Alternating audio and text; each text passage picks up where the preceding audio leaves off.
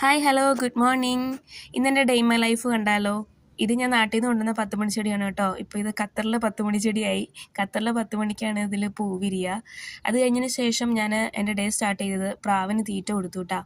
നിറയെ പ്രാവ് വരും എന്നും രാവിലെ. പിന്നെ ഞാൻ ഈ ഡ്രിങ്ക് കുടിച്ചിട്ടുണ്ടായിരുന്നു.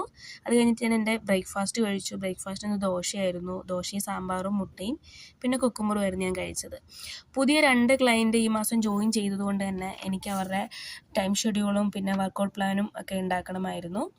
അത് കഴിഞ്ഞിട്ട് ഞാൻ മന്ത് ലാസ്റ്റ് ഞാൻ എല്ലാവരുടെയും ഫിറ്റ്നസ് പ്രോഗ്രാം ട്രാക്ക് ചെയ്യും. അതിനുശേഷം അടുത്ത മാസത്തേക്കുള്ള പുതിയ വർക്കൗട്ട് പ്ലാനും ഡിസൈൻ ചെയ്യും. ഞാൻ വെള്ളം കുടിക്കുക ഒന്നും കൂടി ഓർമ്മപ്പെടുത്തുന്നു, ഈ സമയത്ത് ചൂടുകാലമല്ലേ.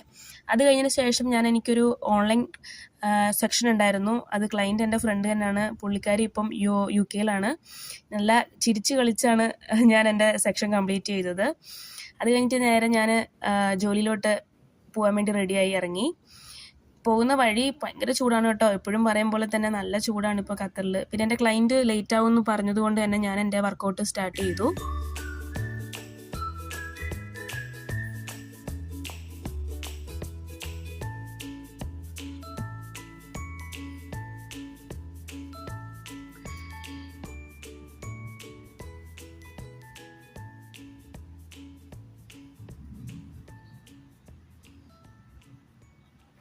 പിന്നെ എൻ്റെ വർക്കൗട്ട് കഴിഞ്ഞപ്പോൾ തന്നെ എൻ്റെ ക്ലയൻറ്റ് വന്നിട്ടുണ്ടായിരുന്നു.